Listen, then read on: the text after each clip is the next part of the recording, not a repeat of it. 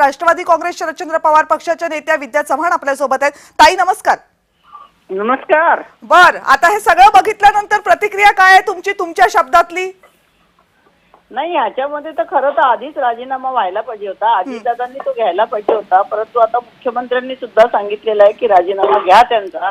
आता कोकाटेंना जरा जरी थोडीशी जरी जनाची नाही तर मनाची लाज असेल तर त्यांनी तो राजीनामा दिलाच पाहिजे। प्रवीण दरेकर भाजपचे नेते आता आपल्या सोबत आहेत। दरेकर सर, काय नेमकं सुरू आहे? म्हणजे कायदा सांगतो की त्यांचा राजीनामा घेतला पाहिजे, त्यांची आमदारकीही जाण्याच्या वाटेवर आहे, जे न्यायालयाने निकाल दिलाय त्याच्यानुसार। मग राजीनामा जर घेतला जात नसेल तर फक्त खाती काढून काय साध्य होणार आहे? नाही, मला वाटतं बघा, टप्प्याटप्प्यानं या ठिकाणी गोष्टी होतील, कारण आता त्यांचं खाती काढलेली आहे। उद्या कदाचित त्या ठिकाणी ते हायकोर्टात गेले असतील, न्यायदेवतेकडे न्याय मागण्याची सुद्धा त्यांची इच्छा असू शकते।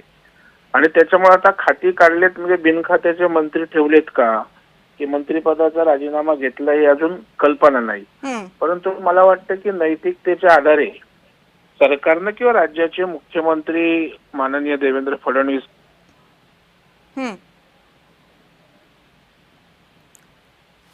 प्रवीणजी, तुमचा आवाज येत नाही माझ्यापर्यंत। माझा आवाज येतोय आपल्यापर्यंत? प्रवीण दरेकर भाजपचे आमदार आपल्या सोबत होते आणि भाजपचंही म्हणणं आहे की नैतिकतेच्या मुद्द्यावर राजीनामा द्यायला हवा, पण जर बिनखात्याचे मंत्री करणं हा जर टप्पा असेल तर एकूणच सरकारनं घेतलेल्या निर्णयावर प्रश्नचिन्ह विद्याताई नक्की उपस्थित होतील।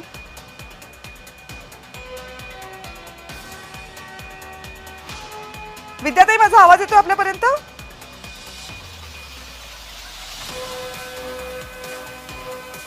मी पुन्हा एकदा विद्याताई तुम्हाला प्रश्न विचारते की प्रवीण दरेकरांचं असं म्हणणं आहे की हा एक टप्पा आहे त्यांच्याकडची खाती काढून घेण्याचा, आणि मग खाती काढून घेतल्यानंतर त्यांना बिनखात्याचा मंत्री करू आणि मग नंतर आम्ही ठरवू काय करायचं त्यांच्या बाबतीतलं, पण नैतिकतेच्या मुद्द्यावर त्यांनी राजीनामा दिला पाहिजे।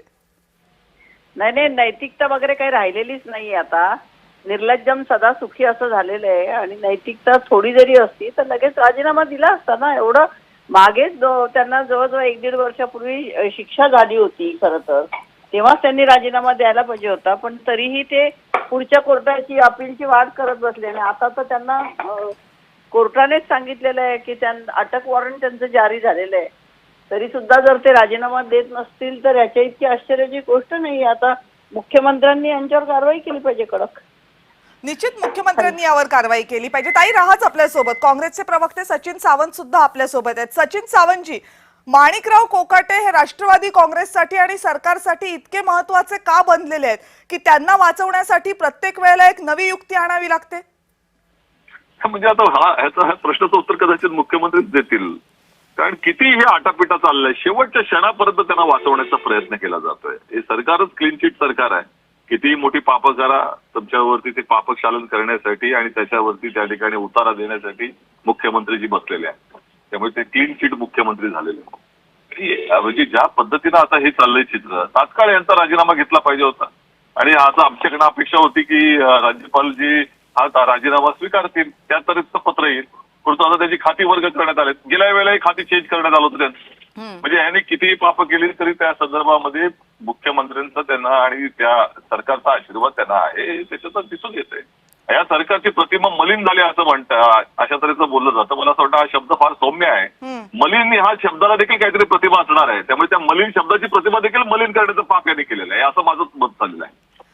विद्याताई पण आहेत आपल्यासोबत, पण विद्याताई प्रश्न असा आहे की ठीक आहे, तुम्ही राजकीय नेत्या, राजकीय पक्षांचं प्रतिनिधित्व करता म्हणून तुम्ही मुख्यमंत्र्यांना जबाबदार धरताय, पण इथे प्रश्न असा आहे की इथे सगळ्यात मोठी जबाबदारी कुणाची आहे? न्यायालयानं निर्णय दिल्यानंतर विधानसभा अध्यक्षांची ही जबाबदारी आहे, राज्याच्या पोलिसांची ही जबाबदारी आहे। या व्यवस्थाही आपलं काम चोखपणे करत नाहीत असं वाटतंय? निश्चितच त्यांना इथे बदर ठेवण्याचा आणि राहण्याचा अधिकारच नसताना सुद्धा ते कसे काय राहिलेले आहेत तेच मला आश्चर्य वाटतंय। मग आमचे मुख्यमंत्री, उपमुख्यमंत्री आमचे अजितदादा काय करतायत?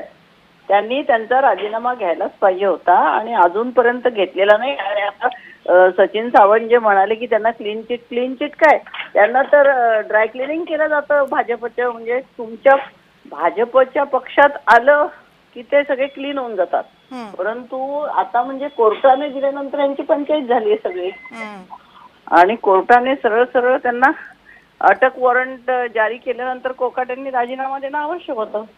बर,